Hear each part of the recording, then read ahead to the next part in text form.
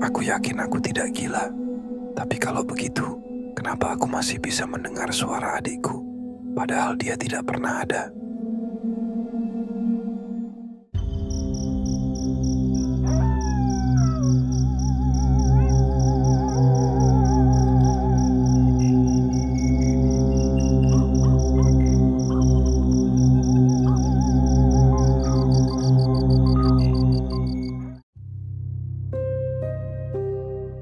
Namaku Aldi. Aku tinggal di sebuah desa kecil di Jawa Barat. Rumahku tidak besar, tapi cukup nyaman untuk aku dan kedua orang tuaku. Tapi, sejak kecil, aku sering merasa kesepian.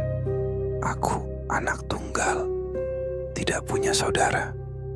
Tapi anehnya, aku selalu merasa seperti ada seseorang yang tumbuh bersamaku. Namanya Dimas. Aku ingat betul wajahnya. Rambutnya lurus, kulitnya lebih gelap sedikit dariku, dan dia selalu mengenakan baju yang sama, kaos putih dan celana pendek warna coklat. Dia suka menggambar di tembok kamarku. Ibuku sering memarahi aku karena itu, tapi itu bukan gambarku, itu gambarnya. Aldi, jangan bohong. Kamu anak sendiri, kau bilang tembok digambar Dimas. Begitu kata ibu setiap kali aku protes. Aku kira waktu itu ibu hanya tidak percaya. Tapi semakin aku besar, semakin aku sadar tidak ada satu orang pun yang tahu siapa Dimas. Bukan hanya ibu dan ayah, bahkan tetangga, guru, dan teman sekolahku. Tak satu pun mengenalnya. Tapi aku ingat dia. Aku masih dengar suaranya sampai sekarang. Waktu aku SD, Dimas selalu muncul di malam hari. Dia suka berdiri di pojok kamarku, tidak bergerak, hanya menatapku. Kadang dia bicara, "Jangan tidur dulu, Aldi. Kita belum selesai main." Kalau aku tutup mata, dia akan ketawa pelan. Suaranya kecil tapi dingin. Dan selalu dekat telingaku. Aku pernah cerita ke bu guru, dan beliau bilang, "Mungkin aku kesepian. Kamu terlalu sering menyendiri, Aldi. Mungkin kamu bikin teman khayalan. Tapi, mana ada teman khayalan yang bisa meninggalkan bekas goresan di mejaku?" Iya, ada satu waktu, aku bangun pagi dan mejaku penuh dengan coretan. Tulisan tangannya Dimas. Isinya cuma satu kalimat berulang-ulang. Aku ada, aku ada, aku ada. Aku langsung tunjukkan ke orang tuaku, tapi mereka malah marah. Ayah bilang, aku ngelantur, ibu nangis. Dan sejak hari itu, aku dilarang menyebut nama Dimas lagi. Waktu SMP, aku mulai merasa aneh dengan diriku sendiri. Kadang aku bicara sendiri di kamar dan tidak sadar. Kadang aku dengar suara Dimas memanggilku dari dalam lemari. Kadang aku merasa dia sedang berdiri di belakangku, napasnya dekat leherku. Tapi begitu aku menoleh, kosong. Satu malam, aku mimpi buruk. Dalam mimpiku, aku berada di sebuah ruangan kosong, gelap. Hanya ada satu kursi di tengahnya. Di kursi itu duduk Dimas, matanya hitam.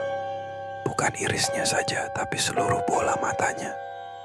Dia berkata pelan, "Kalau aku nggak ada, kenapa kamu yang selalu dengar aku?" Aku terbangun dengan peluh dingin. Tapi yang bikin aku benar-benar takut, bukan mimpinya, tapi kursi di tengah kamarku yang sebelumnya tidak ada. Dan di atasnya ada tulisan, "Aku sudah kembali."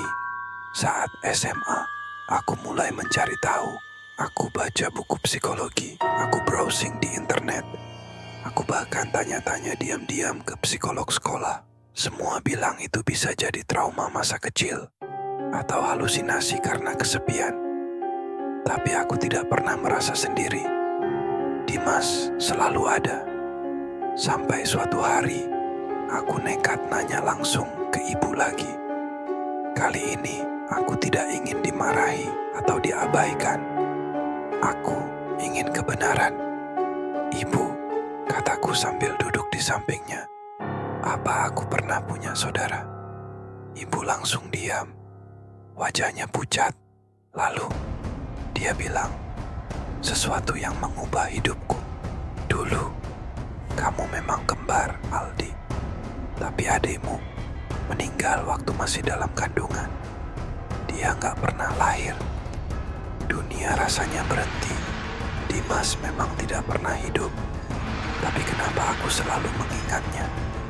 Kenapa aku masih mendengar suaranya sampai sekarang? Setelah tahu itu, semuanya jadi lebih buruk.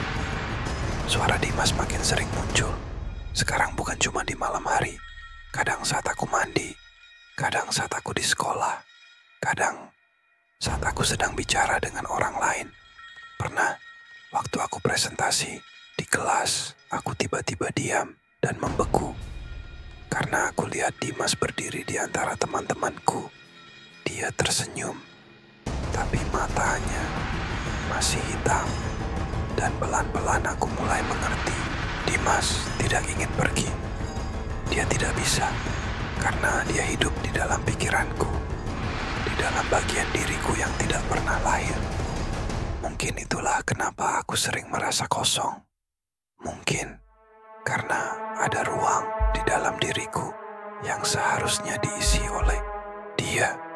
Sekarang aku kuliah, aku belajar psikologi, supaya aku bisa paham apa yang terjadi dengan pikiranku sendiri. Tapi setiap malam aku masih dengar suara itu. Jangan lupakan aku, Aldi. Kalau kamu lupakan, aku akan ambil alih. Kadang aku bangun dan merasa aku bukan Aldi. Kadang aku lihat tanganku bergerak sendiri. Kadang aku bicara dengan suara yang bukan milikku. Kadang aku rasa aku bukan satu-satunya yang mengendalikan tubuh ini. Kalau kamu nonton video ini dan merasa takut, jangan khawatir. Mungkin kamu sehat. Mungkin kamu tidak punya bagian dirimu yang belum lahir.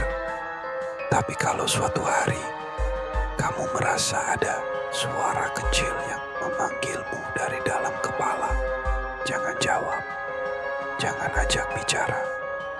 Karena sekali kamu dengar, mereka tidak akan pernah pergi.